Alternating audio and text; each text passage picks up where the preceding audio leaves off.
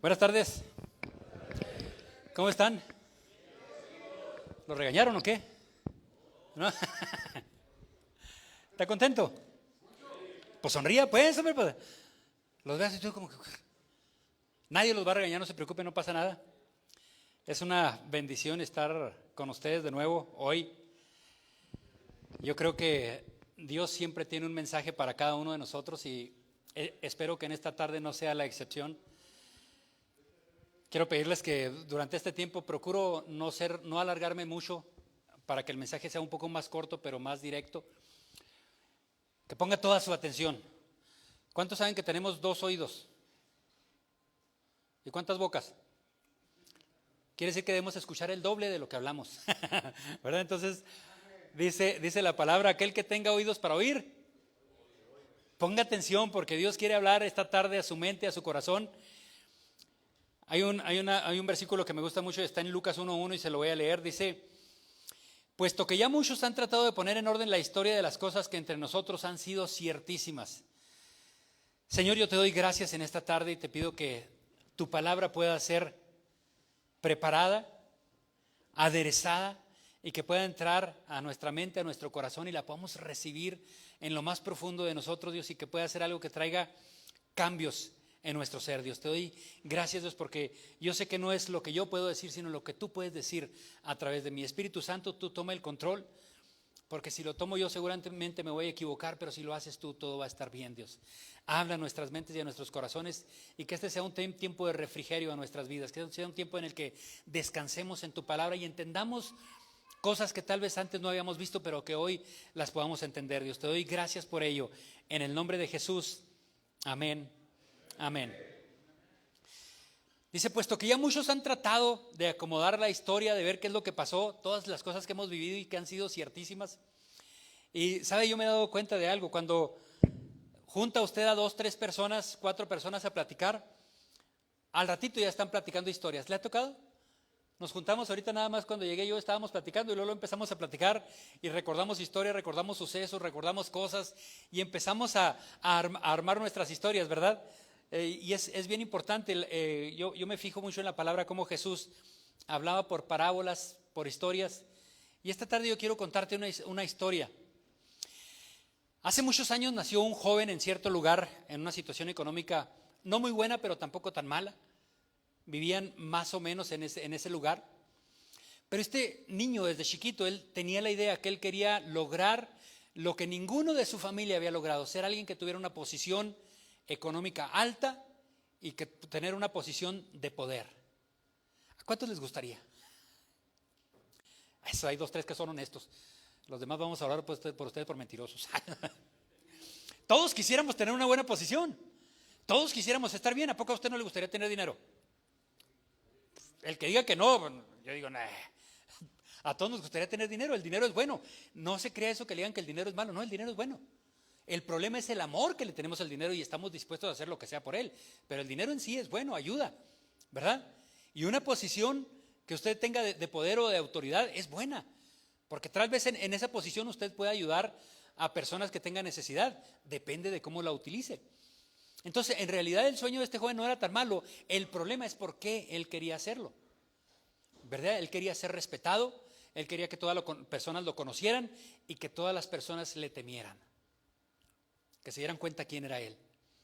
Y desde pequeño él empezó a encaminarse a esto y él empezó a estudiar. Él estudió la carrera de Derecho porque él decía, si soy un abogado voy a tener la oportunidad de involucrarme con políticos, de meterme con personas que tienen poder, meterme entre ellos y de repente yo voy a ser uno de ellos también. Y así lo hizo. Cuando terminó su carrera, puso su buffet y empezó a trabajar en el área política. Pero cuando llegó a ese lugar se dio cuenta que dentro de esas esferas donde él se movía, había grupos, como en todos lados, ¿verdad? Si usted va a una empresa, usted se va a dar cuenta que se juntan el grupo de los que les gusta el fútbol, se juntan el grupo de los que les gusta el tequila con música, se juntan y siempre hay grupos, en todos los lugares siempre hay grupos. Usted llega a cualquier fiesta o cualquier lugar donde haya congregación de personas y se va a dar cuenta que se van a empezar a formar grupos luego, ¿verdad? Y este hombre se dio cuenta de que él pertenecía a un grupo especial, a un grupo selecto de personas que tenían mucha autoridad y mucho dinero. Y él dijo, yo quiero ser como ellos. Y empezó a involucrarse con ellos y empezó a meterse. Cuando de repente un día le dijeron, ¿sabes qué? Necesitamos que te prepares porque la próxima semana te vamos a hacer una iniciación. Vas a pertenecer a nuestro grupo, pero tienes que pasar por un proceso. Si lo pasas, ya le hiciste, y si no, ya perdiste. Y cuentan que llegó esa noche, él se despidió de su esposa y de sus hijos, les dijo lo que iba a hacer y que a partir de él las cosas iban a cambiar en su casa, iban a estar mejor cada vez. Fue a ese lugar, pero resulta que esa noche ese hombre no llegó a su casa. Ni al día siguiente, ni al día siguiente. Y de repente había un hombre perdido en el pueblo, pero había un loco nuevo en el pueblo. Un hombre que estaba en el cementerio, que gritaba y aullaba y a él nadie lo podía controlar y nadie lo podía contener. Y esa historia que te estoy platicando viene en la Biblia. ¿Quieren que se la lea? Es una historia bien interesante porque muchas veces, muchos de nosotros estamos también presos en situaciones que nos hemos metido por buscando algo que aparentemente es mejor, pero que al final del cuenta termina peor para nuestras vidas. ¿A cuántos les ha tocado ver a una persona que tiene problemas en su mente, que está loco, que no controla su mente? ¿Cómo son? Impredecibles, ¿verdad? No sabes lo que va a pasar con ellos. Hace muchos años, no sé quién lo recuerde, pero hace muchos años en Cuauhtémoc había una señora que todo el mundo le decía Tere la loca. Hijuela. Nosotros éramos chavalitos en aquel tiempo y le teníamos un miedo, porque siempre traía una taza de peltre como de 1 litro en la mano y si te encontraba en el camino, te daba con ella. Entonces le teníamos miedito. Y es algo de lo que sucede en la historia, mire, y se las voy a leer. Póngale mucha atención porque de ahí parte todo en Marcos 5, del versículo 1 al 20. Marcos 5. Dice la palabra, vinieron al otro lado del mar, a la región de los Gadarenos. Y vaya fijándose lo que está sucediendo. Es Jesús que viene al otro lado del mar, a una región en especial que era de los Gadarenos. Y cuando salió él de la barca, enseguida vino a su encuentro de los sepulcros un hombre con un espíritu inmundo. Imagínese la escena. De en medio de las tumbas, que son los sepulcros, de en medio del panteón, sale Jesús del barco y dice que se viene a donde está él. Y este hombre tenía un espíritu inmundo, quiere decir que estaba endemoniado, que tenía su morada en los sepulcros y nadie podía atarle, ni aun con cadenas, porque muchas veces había sido atado con grillos y cadenas, mas las cadenas habían sido hechas pedazos por él y desmenuzados los grillos y nadie le podía dominar. Y escucha esto, y siempre de día y de noche andaba dando voces en los montes y en los sepulcros e hiriéndose con piedras. Cuando vio pues a Jesús de lejos, corrió y se arrodilló ante él. Imagínate la escena.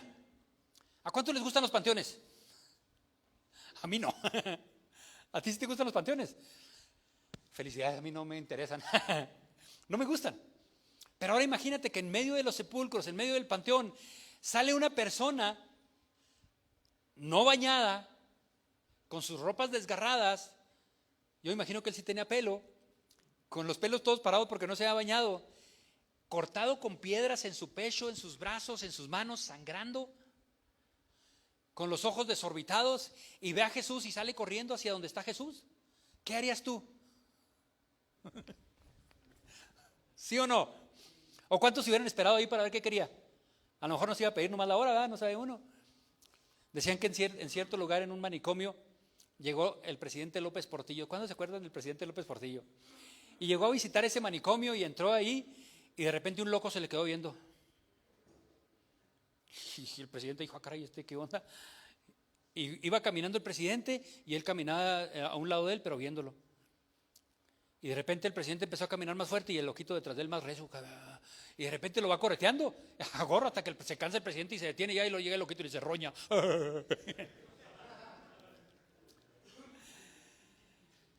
Así llega este loco delante de Jesús, pero fíjate la reacción, me encanta lo que sucede después, porque dice que cuando vio a Jesús corrió y se arrodilló ante él.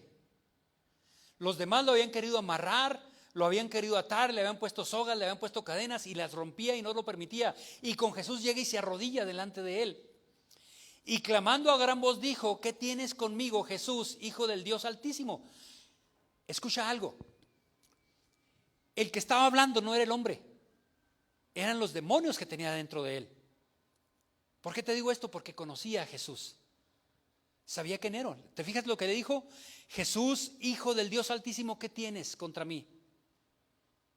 Sabía quién era. Y de paso te digo una cosa, los demonios saben quién es Dios. Lo conocen. Dice la Biblia y tiemblan, porque saben quién es Él. Te conjuro por Dios que no nos atormentes, porque le decía: sal de este hombre, espíritu inmundo. Y le preguntó: ¿cómo te llamas? Y respondiendo dijo: Legión me llamo, porque somos muchos. Y le rogaba mucho que los enviase fuera de aquella región. Estaba ahí cerca del monte un gran hato de cerdos paciendo. En otro evangelio dice que eran 2000 cerdos. Y le rogaron los demonios diciendo: envíanos a los cerdos para que entremos en ellos. Creo que más adelante también viene. Y luego Jesús les dio permiso, y saliendo aquellos espíritus inmundos entraron en los cerdos, los cuales eran como 2000. ¿Sabes lo que significa 2000 marranos? Es un buen bonche, ¿verdad? Son muchos. ¿Cuántas personas seremos aquí hoy? No llegamos ni a 100, ¿verdad? Seremos más de 100 personas. Aquí, ahorita. ¿Sí? Ahora imagínate 2000. Pero ellos eran cerdos, no estoy haciendo alusión de nada ni nada. Dicen: entraron en los cerdos, los cuales eran como 2000, y el hato se precipitó en el mar por el despeñadero, y en el mar se ahogaron. Y los que apacentaban los cerdos huyeron y dieron aviso en la ciudad y en los campos, y salieron a ver qué era aquello que había sucedido. Vienen a Jesús y ven que el que había sido atormentado del demonio y que había tenido la legión, sentado, vestido y en su juicio cabal, y tuvieron miedo. Y les contaron lo que habían visto, cómo había acontecido al que había tenido el demonio y lo de los cerdos. Y comenzaron a rogarle que se fuera de sus contornos. Al entrar en el barco, el que había estado endemoniado le rogaba que le dejase estar con él, mas Jesús no se lo permitió, sino que le dijo: ve a tu casa y a los tuyos y cuéntales cuán grandes cosas el Señor ha hecho contigo y cómo ha tenido misericordia de ti. Yo sé que si leemos la historia así de corrido no vamos a saber nada, pero vamos a desglosarla un poquito nada más. Prometo no tomarme mucho tiempo. Dice, quiero platicarles que, ¿se acuerdan que decía ahorita que fueron a la ciudad de Gadara? Era la ciudad de los gadarenos en aquel tiempo. En aquel tiempo esa región se le llamaba Decápolis, porque eran 10 ciudades, y Gadara era una de las ciudades. Y se llamaba Gadara porque esa ciudad antes era una ciudad judía de la tribu de Gad. Por eso era Gadara, ¿verdad? Los gadarenos, porque eran descendientes de Gad. Pero conforme pasó el tiempo, fueron ganando terreno los vecinos y fueron ganándole a los que vivían en ese lugar. Los ciudadanos que vivían normalmente en todas esas 10 ciudades eran griegos, y muchos judíos vivían junto con ellos, pero en general eran griegos. Tenían ahí sus dioses griegos, sus templos griegos, sus anfiteatros griegos, todo era griego en aquel lugar. Pero si tú te puedes dar cuenta, por el hato de cerdos que había en esa pequeña parte, había dinero. Porque si sacas cuentas, ¿cuánto cuestan 2000 cerdos el día de hoy? Era una gran cantidad de animales, ¿verdad? La persona que los tenía dinero. Y de acuerdo a lo que dice la historia, era un lugar que era muy próspero, había dinero. Y los judíos que vivían en ese lugar se acomodaron a la forma de vivir de los griegos porque les convenía económicamente. Por eso se quedaron ahí. Por eso, de hecho, si tú lees la historia te vas a dar cuenta que el cerdo es un animal que es impuro para los judíos. Sin embargo, eran los judíos los que los tenían. ¿Por qué? Porque los vendían bien. Les iba bien económicamente, aunque fuera algo que no les era permitido. Pero yo quiero enfocarme un poquito en el endemoniado. Dice la Biblia que a este hombre no lo podían atar. Lo amarraban con sogas, con cadenas, con grillos. ¿Saben cuáles son los grillos? Como unos ganchos que se cierran, y los rompía. Quiere decir que este hombre físicamente tenía una fuerza descomunal. Pero sabemos que la fuerza no le provenía de él, sino de los demonios. El cuadro que Marcos nos describe en esa ocasión es un cuadro aterrador. A mí me daría mucho miedo ver a una persona así, porque yo sé, si rompe las cadenas, como si nada, ¿qué pasará si agarra a un hombre normal? Y si él no tenía miedo de lastimarse a él mismo, ¿tú crees que le daría miedo lastimarte a ti o a la persona que se para enfrente? No, ¿verdad? Entonces nadie se quería acercar por esa zona ni por ese lugar. Pero a mí lo que se me hace muy triste es que este hombre tenía una fuerza física impresionante, pero espiritualmente estaba acabado. Mentalmente él no tenía absolutamente nada. Los demonios lo estaban controlando. Y tenía una vida tan triste, yo lo puedo ver, porque dice la Biblia que andaba por los sepulcros, andaba dando voces por los montes, por los sepulcros. Y si te fijaste, dice que andaba todo el día y toda la noche gritando. Quiere decir que este hombre prácticamente no dormía. Quiero imaginarme que se tiraba un ratito, despertaba, los mismos demonios no lo dejaban y al rato andaba levantando y andaba dando gritos.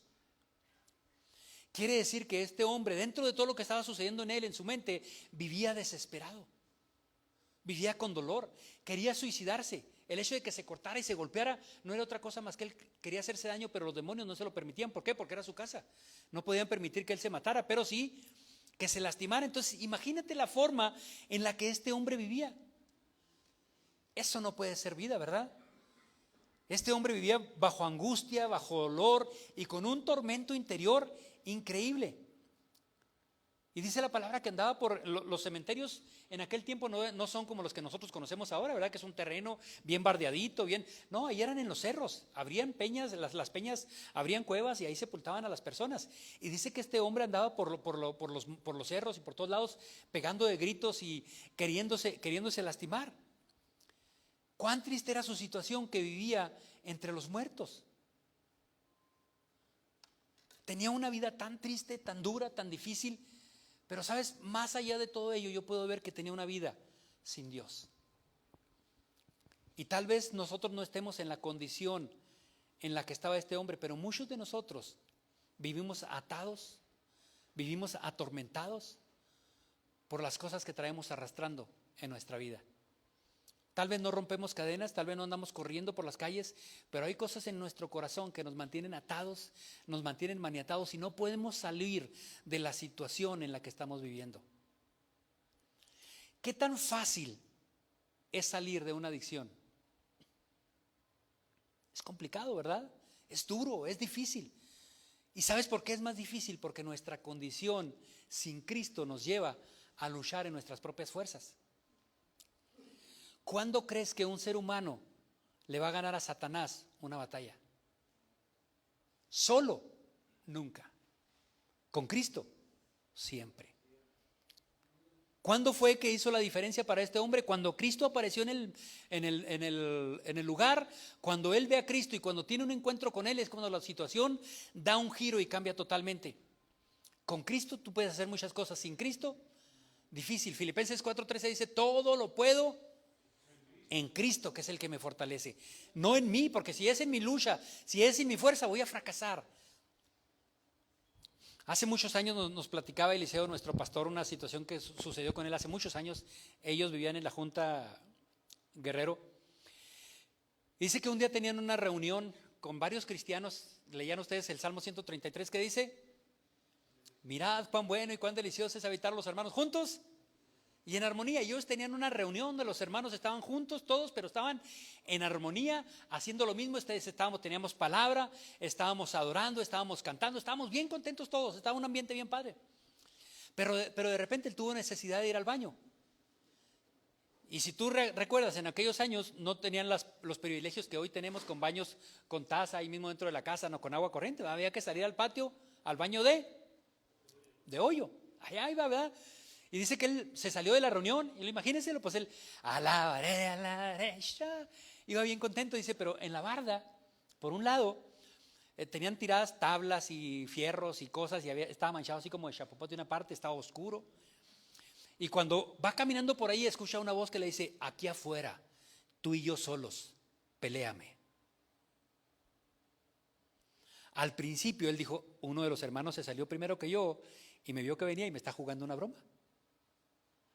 Entonces dice que él se acercó ahí a donde estaban las tablas y el chapopote y empezó a moverle ahí y escuchó otra vez la voz, pero aquí en su oído, aquí afuera, tú y yo solos, peléame.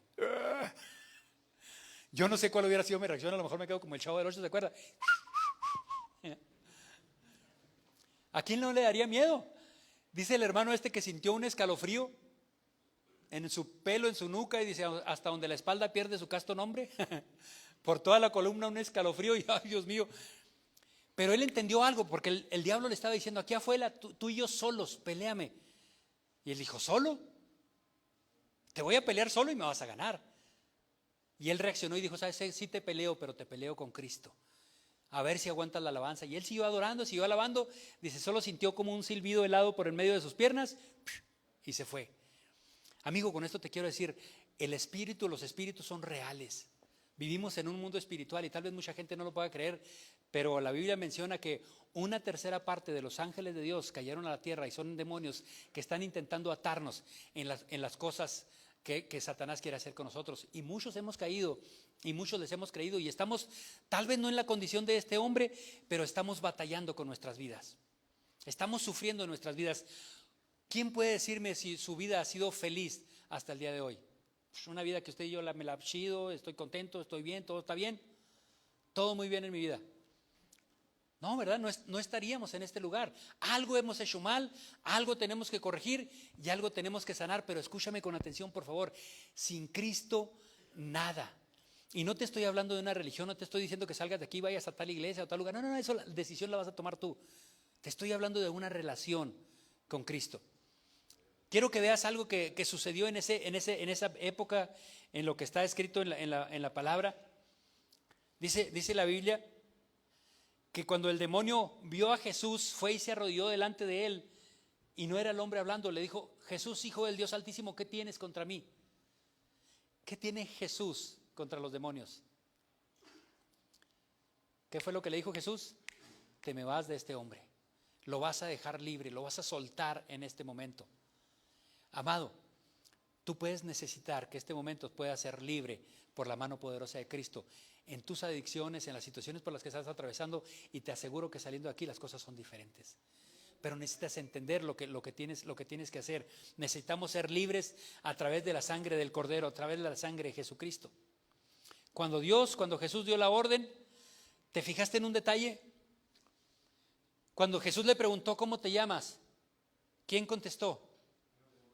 Los demonios, ¿verdad? Porque si le hubiera contestado el hombre, le hubiera dicho a Aarón o a Abraham o Jacob o el nombre que tenía. Sin embargo, le contestó, Legión me llamo porque somos muchos. ¿Cuántos demonios tendría este hombre que fueron y se metieron en 2,000 cerdos? Eran más de 2,000. Porque fueron y se metieron en los cerdos y los cerdos eran 2,000 y todos los cerdos enloquecieron. Imagínate cómo estaría ese pobre hombre. Los cerdos con el demonio que entró en ellos se volvieron locos y salieron corriendo y se tiraron al mar y se ahogaron. ¿Cuántos saben que los cerdos son bien buenos para nadar? ¿Les han tocado ver nadar a los marranos? ¿Verdad? Que son tremendos. Tú los tiras en un río que vaya crecido y que vaya enfermo y vas a ver la pura trompita y nadan y salen. Son buenos para nadar. Sin embargo, la Biblia dice ahí que se ahogaron. Pero no se ahogaron porque no supieran nadar, se ahogaron por lo que traían dentro de ellos en ese momento. No lo pudieron soportar. ¿Cómo estaría este pobre hombre? Y cuando viene a Jesús y cuando Jesús da la orden, después de que se identificó y que vieron quién era y quién era el que estaba controlando la vida de este hombre, en este hombre regresó la cordura, regresó la lucidez, entendió lo que estaba pasando y se dio cuenta que ese hombre que tenía enfrente de él, que él no conocía, que se llamaba Jesús, le había liberado de lo que le estaba atormentando en su vida. ¿Qué te atormenta en tu vida? ¿Qué te preocupa en tu vida? De eso que te preocupa, de eso que te atormenta, Jesucristo te puede hacer libre en el momento en que tú lo decidas. De eso que traes cargando en tu corazón, de esas situaciones que hay en tu vida, Jesucristo quiere liberarte. Pero necesitas entenderlo y necesitas pedírselo a Él, creyendo que Él puede hacerte libre de las situaciones que tú tienes en tu vida. Pero necesitas creerle. Leíamos ahorita en la Biblia que después de un tiempo dice que el hombre que estaba cuidando los cerdos se asustó. Y cuando vio lo que estaba pasando, que vio a este hombre que de repente él estaba desnudo, todo cortado. Y cuando llegaron al ratito dice que lo encontraron bañado, vestido y en su juicio cabal, platicando con Jesús. ¿Te imaginas la sorpresa para los hombres que sabían que era el loco? Todos los que lo conocían, todos los que lo habían visto y de repente verlo sentado, platicando con Jesús, bien peinadito, bien bañadito. A lo mejor Jesús le dijo a Pedro, a ver Pedro, préstame una túnica, a ver Juan, tú préstame otra túnica para que se la ponga, que se viste este hombre, métalo al mar, que se bañe, que se quite esa mugre que trae, que todo su cuerpo sea limpiado, así como su espíritu y su alma están siendo purificados en esta hora. Y cuando llegan los hombres y lo ven, lo encuentran cuerdo, lo encuentran bien. Pero sabes, ahí, cuando yo veo eso, hay algo que me entristece. La reacción de las personas de la ciudad, cuando vieron lo que había sucedido, no le dijeron a Jesús: Jesús, qué bueno que estás aquí. Hay tantos endemoniados aquí que necesitamos, hay tanta gente enferma que necesitamos que tú sanes. Vente a nuestras casas, vamos a curarlos a todos. ¿Cuál fue la reacción de las personas? ¿Sabes qué? No te quedes aquí, vete de aquí, no te queremos aquí. ¿Por qué cree usted que corrieron a Jesús? Acuérdense que hubo 2,000 cerdos que se ahogaron y a una persona le costaron un chorro de dinero. Tristemente ellos pensaron más en lo económico, en la forma en que ellos estaban viviendo, que en lo que Jesús traía para sus vidas. Estamos tan lavados de nuestro coco que pensamos que el dinero, el poder nos va a dar felicidad, pero te digo algo, es una mentira del diablo. El gozo y la alegría vienen de adentro hacia afuera, no de lo que podemos tener acá afuera. Le decía a mi hermano que me gusta mucho la actitud que él tiene. Ahorita lo estábamos viendo José y yo, y me dice: mira, ve el hermano, va bailando, aplaudiendo, danzando, aleluya, gloria. ¿Por qué lo hace? Porque hay gozo en su corazón, porque está contento, ¿verdad? Usted ve a alguien que esté triste y no va a estar bailando, ni se va a estar riendo. Y eso es algo que a mí me encanta, porque alguien con gozo es alguien que te contagia. Alguien que dice: no, caray, mira cómo le baila, órale, hasta uno está bailando al ratito también, junto con él. Pero esa libertad solamente la puede traer Jesús en tu vida.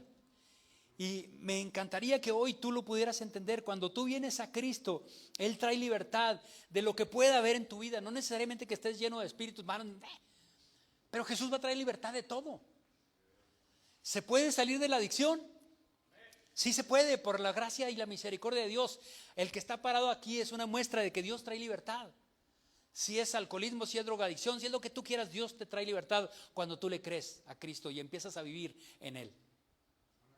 Cuando empiezas a caminar en Él y empiezas a acercarte a Él, te van a encontrar los que te conocieron sentado a los pies de Cristo, cabal. Mira, hace muchos años en Cuauhtémoc, en el barrio de La Presa, no sé si ustedes recuerdan, pero por aquellos años, te estoy hablando a lo mejor de los años 80 y tantos, por ahí más o menos, había muchas pandillitas por ahí en Cuauhtémoc, en el barrio de La Presa, en la Colonia Reforma, en la Benito Juárez.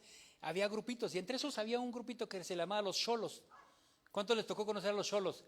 Con zapatos negros bien boleaditos, con su pantalón así flojo, con una cadena colgando así por un lado, con la camisa desabrochada y abrochada nomás el puro botón de aquí y los demás desabrochados, con una playera abajo y lo que caminaban.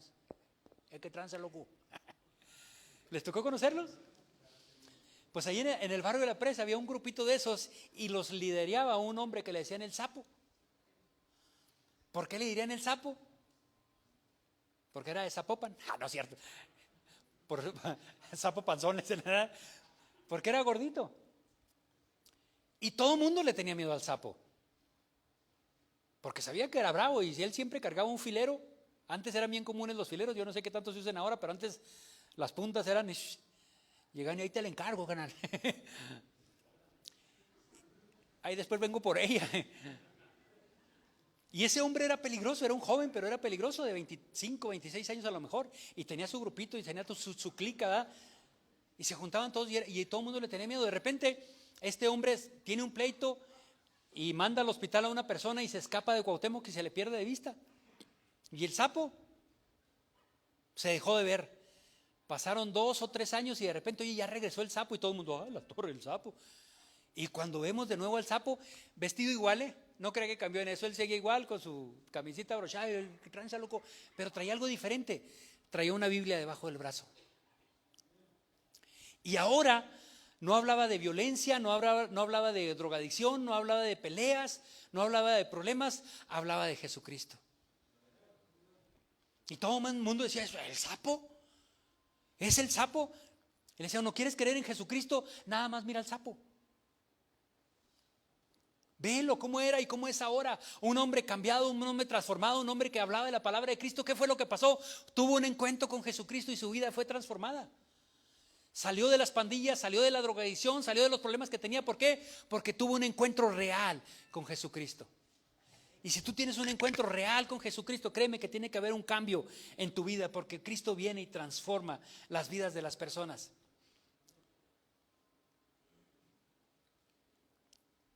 A las personas que les tocó conocerme hace muchos años y que de repente dejaron de verme, cuando me vieron decían: ¿a este es Hugo? Pues si yo lo conocí que se quedaba todo borracho ahí en el sindicato y se quedaba dormido en la banqueta y se la pasaba todo para la fregada. ¿Cómo que ahora este es Hugo? Ahora sí muy santo. No, ahora conocí a Jesucristo y trajo libertad a mi vida. El alcoholismo dejó de ser importante para mí. Ahora la decisión que yo tengo es servir a Cristo.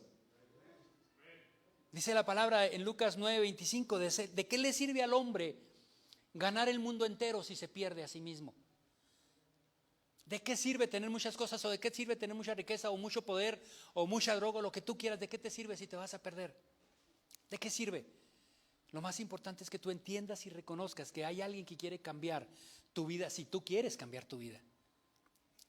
Porque Jesús es un caballero, no va a hacer nada a fuerzas. Él viene, dice el libro de Apocalipsis, que Él está en la puerta y llama.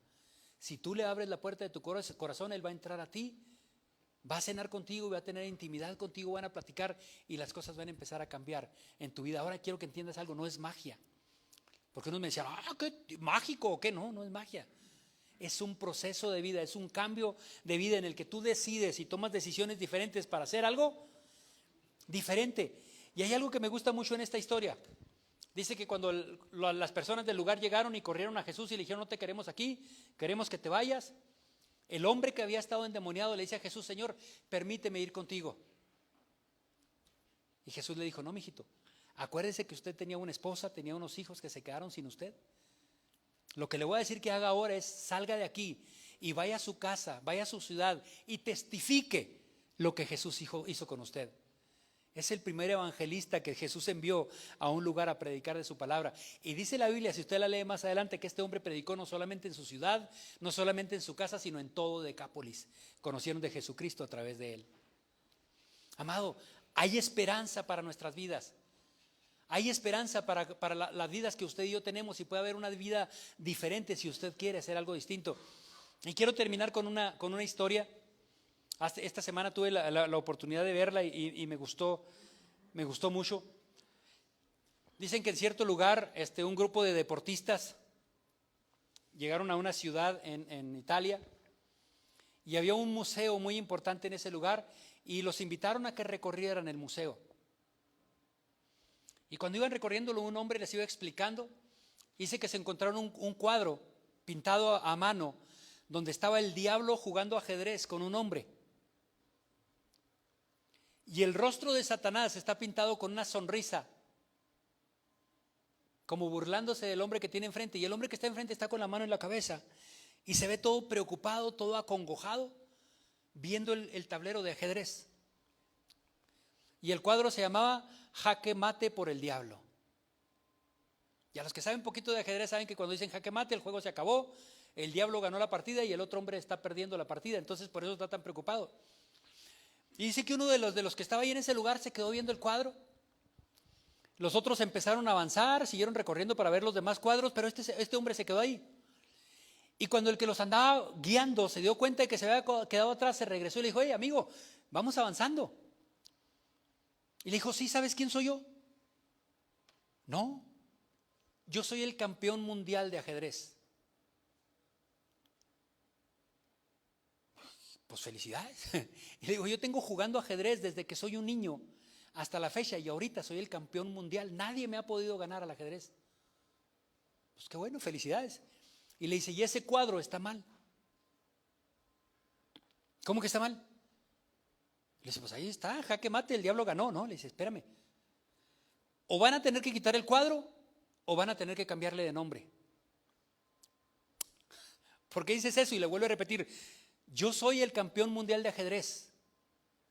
Y yo estoy viendo en el tablero que el hombre ya está todo preocupado, ya se siente perdido, ya piensa que perdió, ya piensa que lo van a echar fuera y el diablo se está riendo delante de él pensando que ganó, pero al rey le queda una jugada más.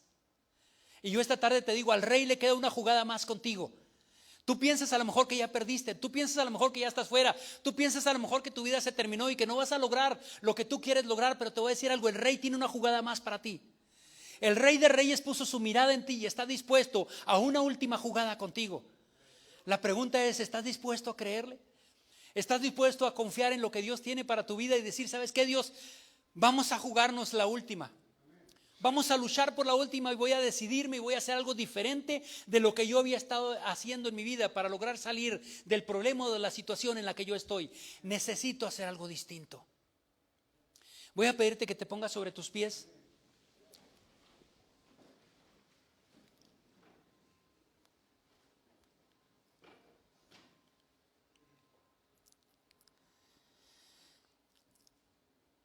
Sabes, yo agradezco tanto a Dios